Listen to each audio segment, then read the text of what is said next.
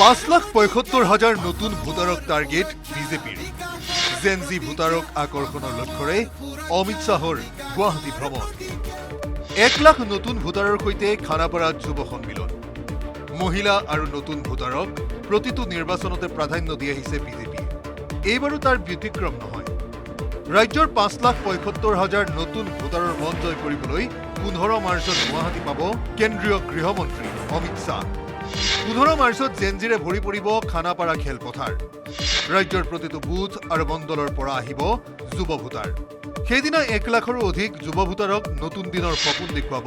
কেন্দ্ৰীয় গৃহমন্ত্ৰীয়ে ১৫ মাৰ্চৰ যুৱ সন্মিলনত নতুন ভোটাৰক অমিত শ্বাহে দেখুৱাব দুখন অসমৰ ছবি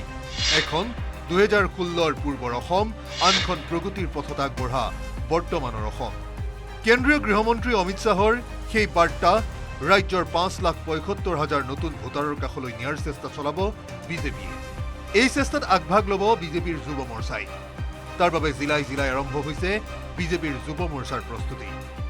অহা ১৫ তাৰিখে আমাৰ সন্মানীয় কেন্দ্ৰীয় গৃহমন্ত্ৰী সন্মানীয় অমিত শ্বাহ ডাঙৰীয়াৰ উপস্থিতিত সমগ্ৰ অসমৰ প্ৰায় ১ লাখ যুৱক যুৱতীৰ সমাগমেৰে আমি ইয়াত এটা যুৱ সমাৰোহৰ খানাপাৰা ফিল্ডত আয়োজন কৰাৰ মনত কৰিছোঁ উক্ত অনুষ্ঠানটো সন্মানীয় মুখ্যমন্ত্ৰী মহোদয় সন্মানীয় ৰাজ্যিক সভাপতি দিলীপ শইকীয়া ডাঙৰীয়াকে প্ৰমুখ কৰি অসমৰ জ্যেষ্ঠ কাৰ্যকৰ্তাসকল আৰু বিশেষভাৱে সেই যুৱ সন্মিলনত আমাৰ কাৰণে সৌভাগ্য যে দেশৰ গৃহমন্ত্ৰী সন্মানীয় অমিত শ্বাহ ডাঙৰীয়া উপস্থিত থাকিব কেন্দ্ৰীয় গৃহমন্ত্ৰী অমিত শ্বাহ অহাৰ দুদিন পূৰ্বে মুদেময় হৈ পৰিব অসম দুদিনীয়া ভ্ৰমণসূচীৰে ১৩ মাৰ্চত গুৱাহাটীত উপস্থিত হ'ব প্ৰধানমন্ত্ৰীগৰাকী একেদিনাই কোকৰাঝাৰ ভ্ৰমণ সামৰি গুৱাহাটীৰ জ্যোতি বিষ্ণু প্ৰেক্ষাগৃহত ভাগ ল'ব ভূমিপট্টা বিতৰণ কাৰ্যসূচীত ১৩ মাৰ্চৰ নিশা কইনাধৰাত কটাব নৰেন্দ্ৰ মোদীয়ে ১৪ মাৰ্চত যাব বৰাক উপত্যকালৈ ৫ এক্সপ্ৰেছ হাইৱেৰ ভূমিপূজন আৰু শিলান্যাস কাৰ্যসূচীত ভাগ ল'ব প্ৰধানমন্ত্ৰী নৰেন্দ্ৰ মোদীয়ে ৫ এক্সপ্ৰেছ হাইৱে মুকলি হ'লে শিলচৰৰ পৰা গুৱাহাটীলৈ আহিবলগীয়া সময় লাগিব মাত্ৰ ৪ৰ পৰা ৫ ঘণ্টা নিৰ্বাচনৰ দিন ঘোষণাৰ পূৰ্বে প্ৰধানমন্ত্ৰী আৰু গৃহমন্ত্ৰীৰ আগমনে স্বাভাৱিকতে মনোবল বৃদ্ধি কৰিছে কাৰ্যকৰ্তাৰ লগতে বিজেপিৰ প্ৰতিগৰাকী নেতাৰ ইলেকশ্যনৰ কাৰণে সুবিধা হ'ব সেইকাৰণে আমি প্ৰধানমন্ত্ৰী মোদী ডাঙৰীয়া আৰু গৃহমন্ত্ৰী অমিত শ্বাহ ডাঙৰীয়াক ধন্যবাদ দিছোঁ তেখেতসকলে বহু কষ্ট কৰি বহুবাৰ অসমলৈ আহিছে আৰু নিৰ্বাচনী প্ৰচাৰ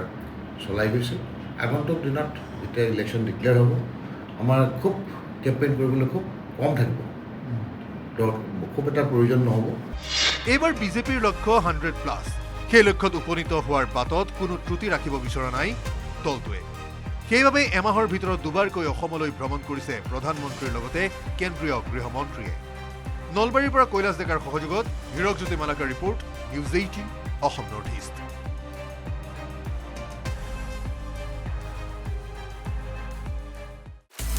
আপুনি বিচৰা বাতৰি পাব কেৱল নিউজ 18 এপত নিউজ 18 এপ ডাউনলোড কৰিবলৈ স্কেন কৰক এই QR কোড গুগল প্লে ষ্টৰতো পাব এই নিউজ 18 এপ